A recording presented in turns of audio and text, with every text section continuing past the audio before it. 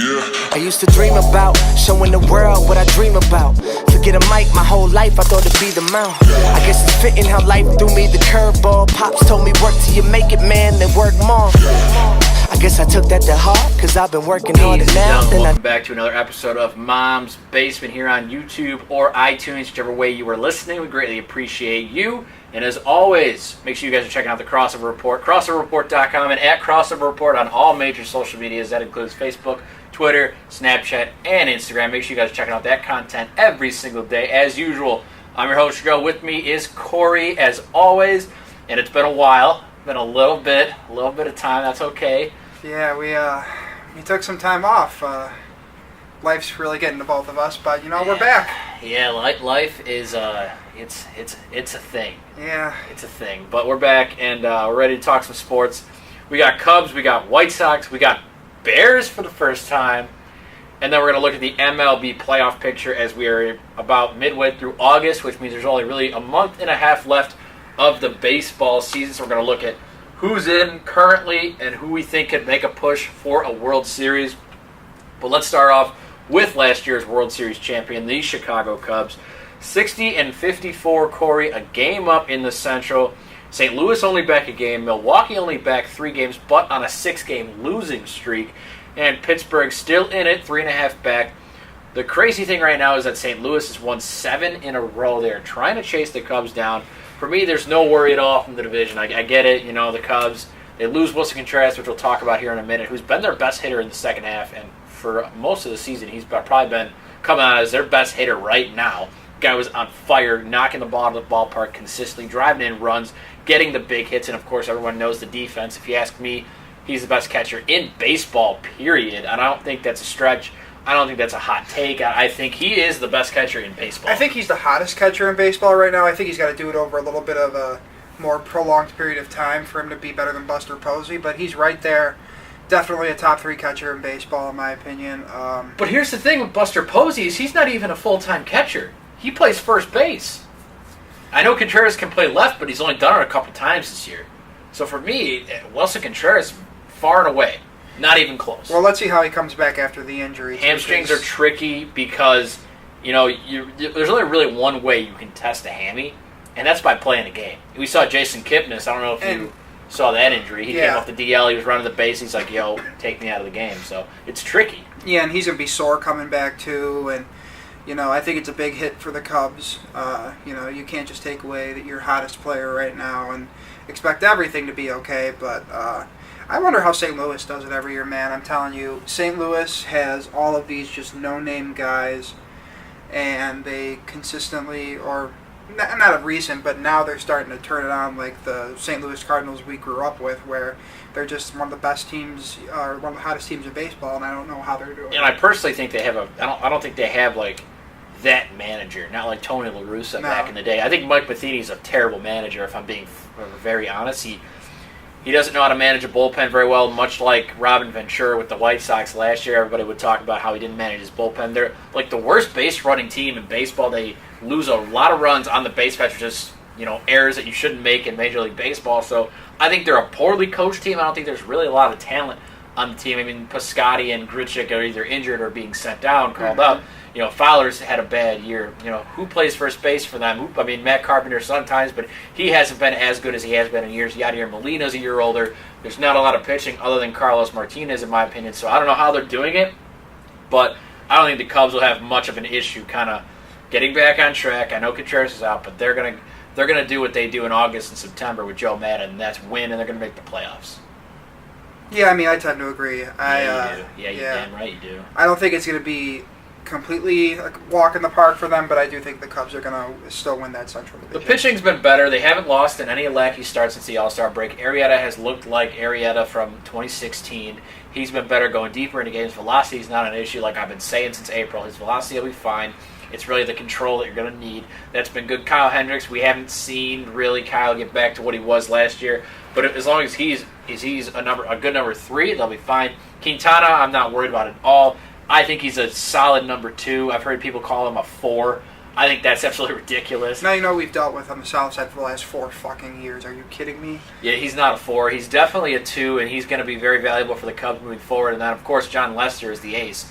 And he has the playoff pedigree. He's also got a home run under his belt now. I mean, is there anything this guy can't do? So, yeah, I think they're going to be fine going into the playoffs. I'm really not worried at all. Joe Maddon's going to keep him fresh going through September. And, the thing, everyone talks about the biggest threat for them, the Dodgers.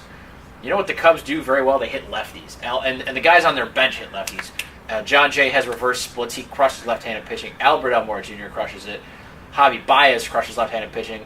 Rizzo is still very, very good against lefties. So you look at guys like Kershaw, Alex Wood, Youngjin Ryu, Rich Hill, whoever they throw in the playoff rotation, guess what? The Cubs can deal with it.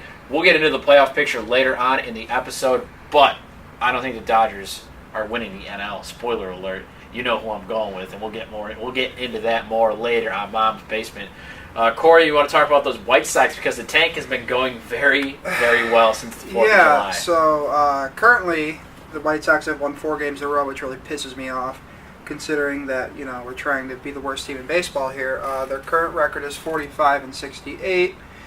They just swept the best team in the American League. Don't know how that happened. Well, and just let me jump in here, is because I know I've been on this boat, but you have been on this boat too, how the Astros don't have the pitching. Yeah, the Astros aren't making it out of the ALDS. That'll be a prediction too. You heard it here first. But right now, I guess it was okay that the White Sox swept because Tim Anderson, Carlos Rodon, and Yohan Moncada all played massive, massive roles in winning those games. And that's what you want to see when the young guys get called up. You want to see them perform and them play to what they're capable of doing, which is fine. But before this 4-game winning streak started, the White Sox were 1 game back of the Phillies for having the worst record in baseball.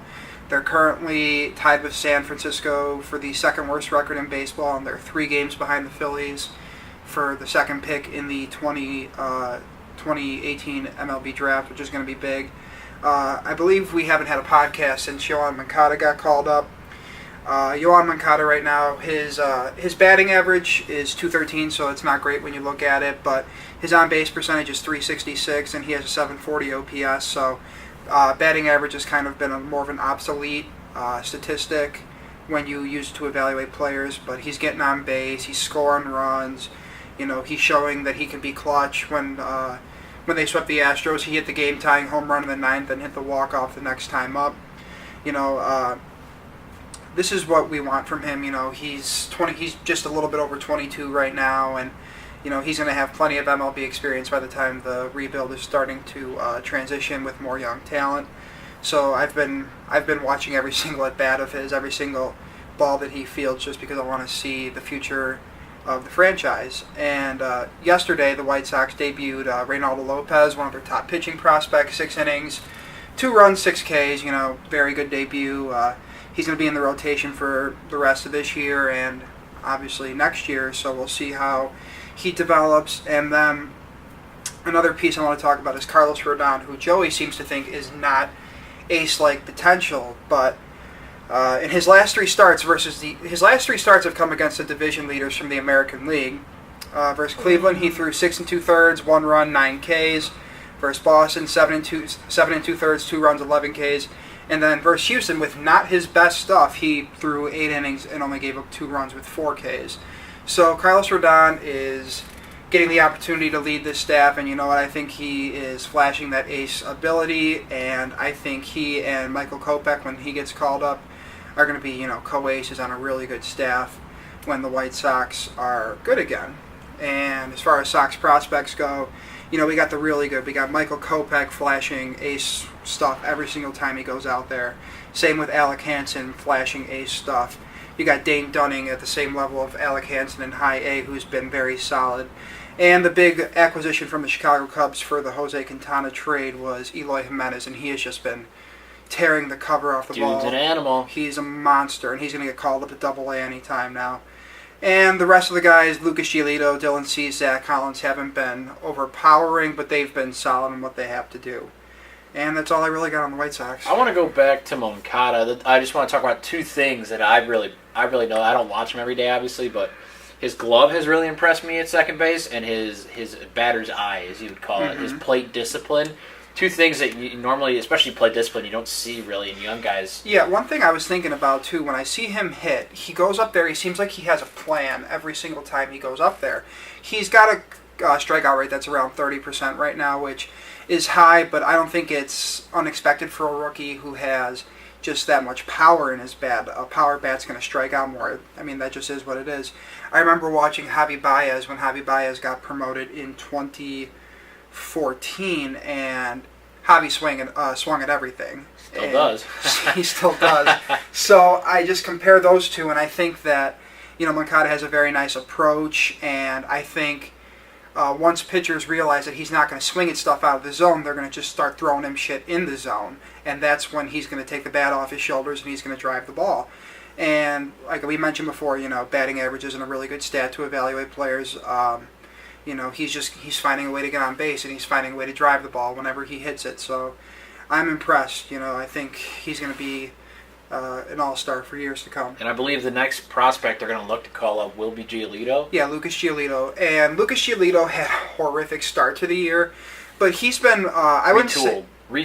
Yeah, he's been kind of brought back to what it's going to be a long process to bring him back to what he was before the Nationals screwed him up. And he's been solid. I think his past few starts, he's pretty much a given for 6 or 7 innings and 3 earned runs and 7 Ks, which is a pretty good outing. It's just hard. You look at guys like Michael Kopech and Alec Hansen who are just flashing this ace stuff. The White Sox are so stacked in terms of not only prospects but starting pitching prospects that even if Lucas Giolito was to bust or whatever, they still have such a great farm system.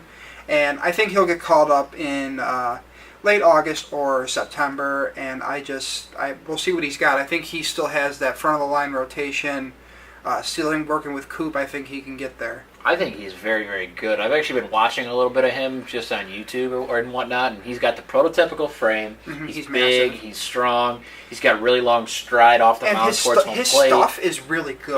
His off-speed pitches are insane. I think the movement on his curveball is ridiculous. I think the things that are holding him back is that, again, Washington screwed with his mechanics, so he lost a good 2-3 miles per hour on his fastball. He's sitting at like 94, 95 right now. He could be sitting at 96, 97. And that would be, obviously really helpful. He should be throwing 97 miles an hour consistently with that frame. And it just seems like, I feel like we're just so tired of him, tired of hearing from him, at least as a Sox fan. But at the same time, he's only 22 years old.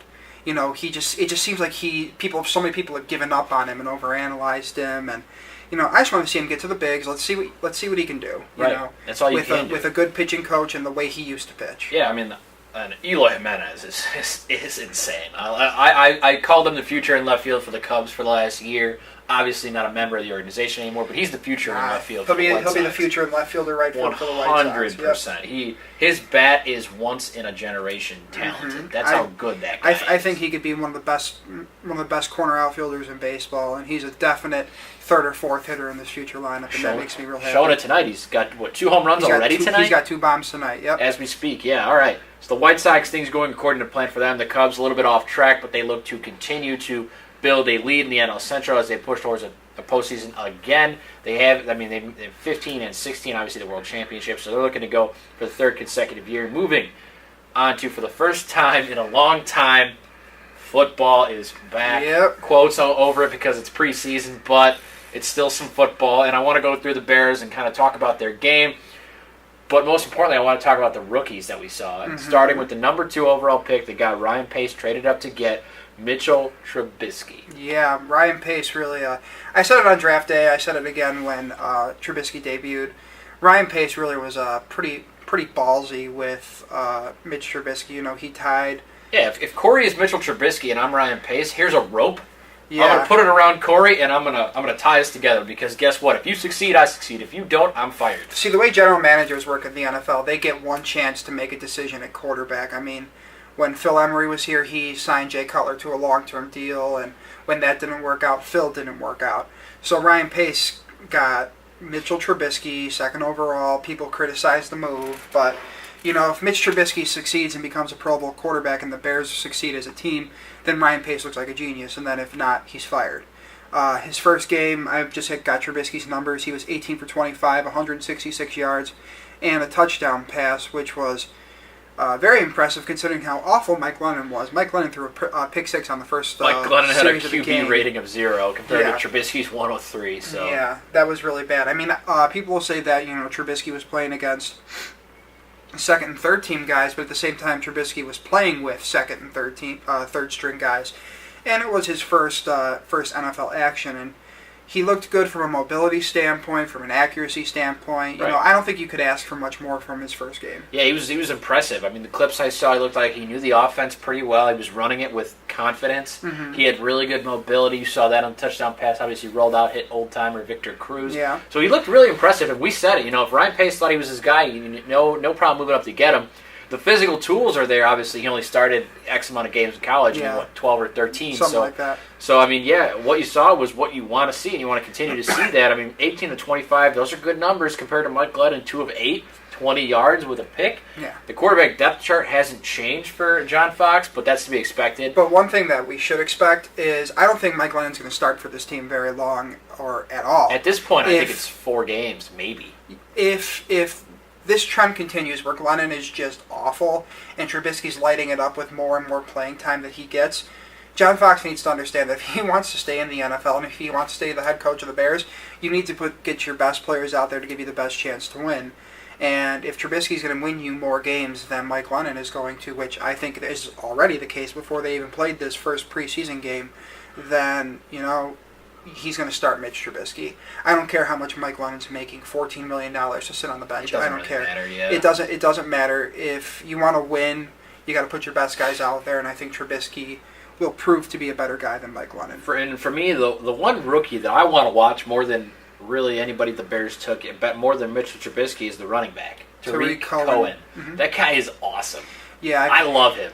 I actually drafted him in fantasy with my last pick because you never know what's going to happen. It's true, Corey. You do never know what's going to happen. A wise man did once say, you just never know. See, I said it, and I was really hoping we could skate past it. And never, Corey. Come on, a real Steve doesn't let you skate past that. But no, Tariq Cohen I think he's 5'6" and 161 in terms of his weight, and he just really, reminds me of, Darren Sproles. Darren Sproles in his prime. Yeah, Darren Sproles in his prime. And I think his first carry, he spun off a defender and took the ball 11 yards on his first carry. A really crisp spin move. Yeah, so I think he's the perfect complement to Jordan Howard, where Howard's more of a bruiser. And he's less of a receiver. You have Cohen, who's going to catch the ball a little bit better. He's a playmaker. Basically, he's not the guy that's going to churn out 5 or 6 yard runs. So I really like what I saw from him. And their second round pick too, the tight end Adam Shaheen, he seemed to have good chemistry with the quarterbacks that he played with. He's just a big body, and one thing that I noticed with these Bears draft picks this past year, a lot of them came from small schools, and I didn't really honest to God, I was focused so much on baseball, I didn't really care when they drafted, but they look like they have at least a solid draft building, because if you look at the guys they took, you're getting a couple starters out of this class. You're going to have Trubisky, who's going to start. You're going to have Shaheen, who's going to eventually start, if not week 1. And then their third round pick also impressed me, Eddie Jackson from Alabama. He's the guy that we said was going to be starting in safety first day. Yeah, the reason why he fell was because I think he has like a rod in his leg or something. He's had a couple horrific knee injuries. He had awful knee injuries, but what I've seen from him is, not just in training camp, but also during the preseason game, he seems to be reading the quarterback's eyes really well and getting himself into the right position, and that's what you want from a free safety to make plays on the ball. So I think this first year, they're going to let him play, and they're going to let him make his mistakes, and he's going to learn from those mistakes, and maybe he is the answer at free safety. With the Bears, they've thrown so much at the wall in terms of free safety since Mike Brown left in, 2008?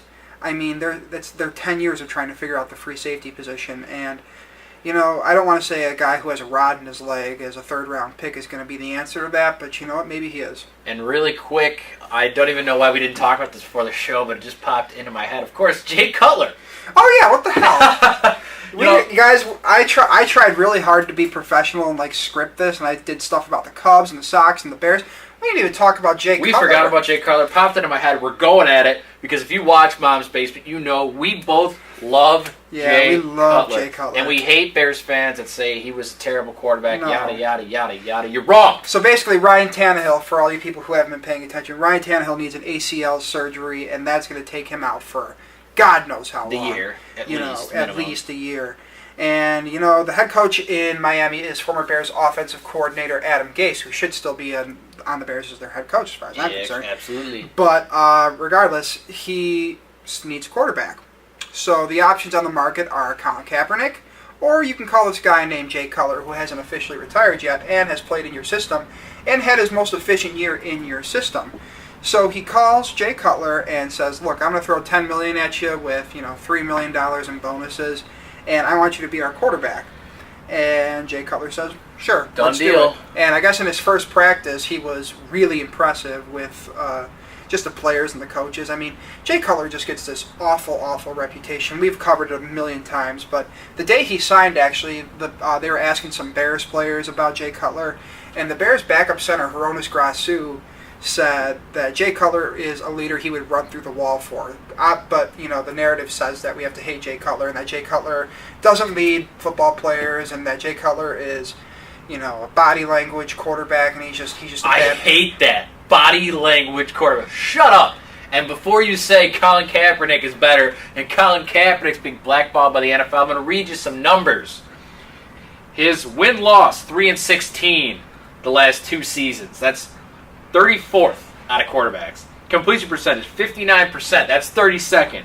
QBR, 52. That's 31st. He's terrible. He's a trash can. He doesn't deserve a job. No. Jay Cutler is way better. Jay Cutler deserves... you can make an argument for a couple teams that Colin Kaepernick should be on their team, but with Miami it doesn't make sense. There's just too much familiarity between Cutler and He Gase. knows the offense already. And, Jay Cutler's still got that big arm. And Jay Cutler still has mobility. We'll see how much of mobility he has left after all the hits he took and all the surgeries he had. But, I don't know if that really changed. I think Jay Cutler's a better quarterback than Ryan Tannehill, personally. And I think that Cutler is, he keeps their expectations for me, or my expectations for the Dolphins the same as what it would be with Tannehill. I don't think they're, a playoff team. I think they're maybe an 8-9 win team, and that's getting a guy off the scrap heap basically in Jay Cutler who can do that for you is really good. Mom's Basement on iTunes and YouTube with Corey and myself, Joe. Now let's shift back towards baseball. The playoff races are heating up in both leagues. Let's take a look first at the American League right now, and obviously the division, Boston probably going to win the AL East. Cleveland, I think they're going to run away with the Central, even though the Twins are creeping up on a 6-game win streak right now, 8-2 over the last 10. And then the West is already done. The Astros are going to win the division. Now the wild card. The Twins are actually, if the playoffs ended today, are in the wild card game against the Yankees. The Twins' run differential is -51, and they'd be in the playoffs. Any teams that stand out to you in the American League? The one thing that I was interested in noting was that I think the Seattle Mariners were like half a game back. I actually picked them to make the playoffs. Yeah, and that's nice and all, but I can't now, this is going to be really bad because I didn't prepare for this, but their best pitcher just strained his pectoral muscle. Yeah, James Paxton. Paxton, thank you. He's going to be out for at least a couple of weeks, and I think that obviously severely damages their ability to make the playoffs. Obviously I think the Yankees are going to make it. That last wild card spot, what do you have? You have Minnesota, LA, Seattle, Tampa Bay, Kansas City, Baltimore, Texas, and Toronto, all within 4 games. Everybody's really stacked up there. Minnesota's had one of those years where they're a little bit further along in their rebuild process than they should be, and they're still considering selling at this point. But, beyond that, I really don't know. I don't really have a favorite.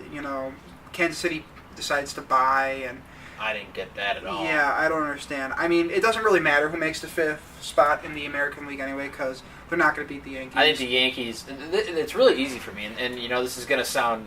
It's going to sound like the easy pick, but I think Cleveland for me. It's going to be the Yankees and the Indians in the ALCS. That's my pick. I think the Yankees adding Sonny Gray gives them another really, really good starter. Luis Seravino, quietly in New York, is having a monster year. That guy is very good. He's very underrated, which is strange because he plays in New York.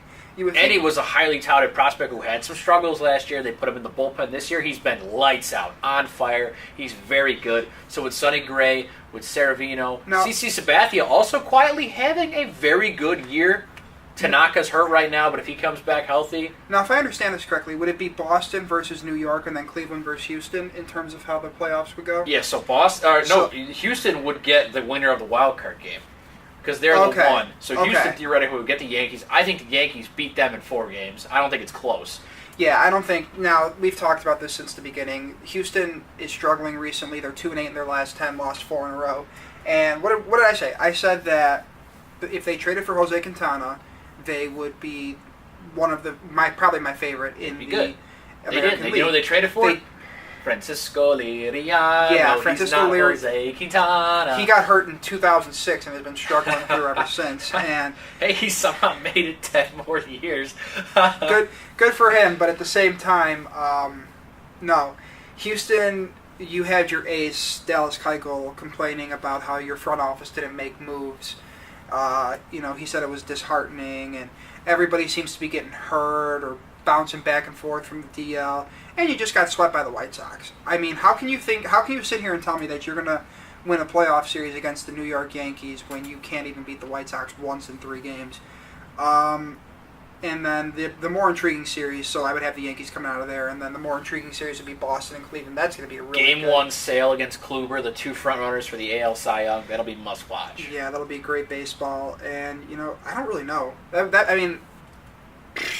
be a 5-game series. That'll be a 5-game series, and I would probably lean towards taking Boston. We would have a Boston Yankees ALCS, which would be a lot of fun. Man. But that's going to be a good series. Yeah, and then moving towards the NL here on Mom's Basement, Washington is running away with the East. The Cubs are a game up in the Central, as we talked about, and then the West is over.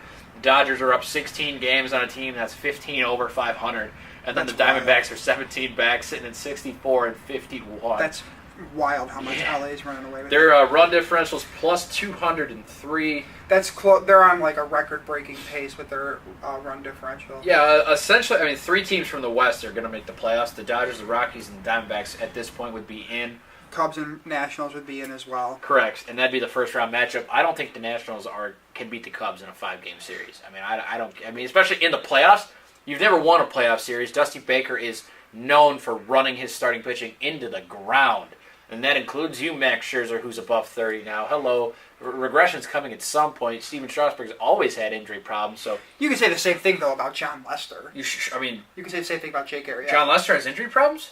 Regression because he's over the age of 30. I think they're different pitchers, as in styles. As Scherzer's the hard thrower who relies a lot on his velocity, is where Lester's more finesse. Melky just hit a 2-run bomb. Okay. Sup. Okay. Yeah, I think he relies more on finesse, and I just would favor Lester in the postseason. Personally, biased or not, I think that's a fair point. And then the offense, I think the Cubs' offense is better. Don't pitch to Daniel Murphy, and you'll be fine. Because he crushes the ball at Wrigley Field. I think that's going to be an NLDS series that goes down to 5 games as well. I can see 5 games, yeah. I think it really depends on Washington's quote-unquote revamped bullpen. I think they did. They made a couple good moves at the deadline. I don't think they did enough. So it depends on, does Washington have a 1-run lead in Game 5 of the NLDS when it's tied 2-2 in the series? I think I lean slightly towards Washington just because of the pure... Not just the pure talent, because I think the teams are equal, but I think the Nationals' talent is playing better than the Cubs' talent at the moment. Breaking news, this just in on Mom's Basement, the second half is for the Spanish Cubs. They're going to get it done. Wilson Contreras is sitting down for the next 6 weeks. So he'll be healthy postseason, we hope. So he'll be back. I think the Cubs take the series, and then the Dodgers are going to get the winner of the wild card game. So if it's the Diamondbacks, Greinke will have pitched in the wild card game. Diamondbacks are going to get smoked. The Rockies The Dodgers are going to move on. It's going to be a repeat of the CS, Cubs and Dodgers. And I'm telling you right now, I mentioned that the Cubs smack lefties. The Dodgers have a lot of lefties. Darvish hasn't been good in the postseason. Okay. Kershaw hasn't been good in the postseason. I don't care what you say. Okay, They could be 81-34. Clayton The Cubs Kershaw- will beat them in 7. Clayton Kershaw is the best pitcher of this generation. He's currently hurt too. Kenta, I don't know. Kenta Maeda. Kenta Maeda still is, a very good second pitcher to run out there. The Dodgers just know how to smoke a baseball. I mean, they're I'll hate the Cubs all day long. Well, you'll die on that hill because I'm Okay. taking the Dodgers over the Washington I'll Nationals prove them all wrong. to make the World Series. I'll prove them all wrong, and you're taking the Dodgers to make the World Series. So I have Dodgers versus Red Sox. Okay. I have Cubs and Indians again. Actually, I kind of want to pick the Yankees in the AL.